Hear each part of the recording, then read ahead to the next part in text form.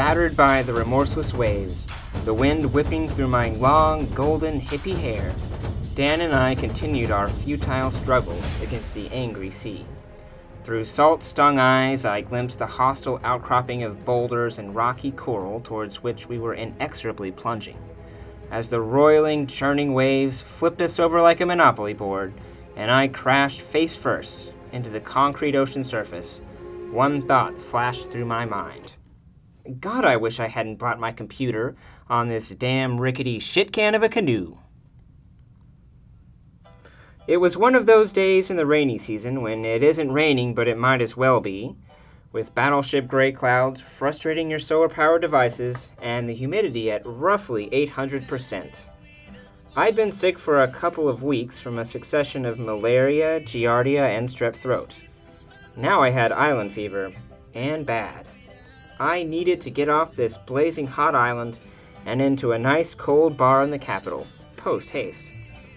I had decided to travel from my village to the airstrip via a traditional outrigger canoe fellow PCV Dan had built with his host Papa. It proved to be a fateful decision. We pushed off from the shore and we were rowing along and having a fine time until the canoe started taking on water. Then we realized, in spite of our concerted efforts at rowing, we were no longer moving forward, and the tide was pulling us towards a rocky cove. That was when we capsized. In the frantic struggle to scramble ashore, we cut our feet on the coral and found ourselves lost on a deserted part of the island. No phones, no water, no clue. We climbed up some slippery rocks, then hiked up a really steep, muddy slope into the heart of the jungle primeval. After a long ascent, we found someone's garden and thought perhaps we were close to a road, but it turned out to be long deserted. I sat down in the mud amongst teeming hordes of giant ants and mosquitoes and flies and strange spiny plants and wondered, how are we ever going to get out of this?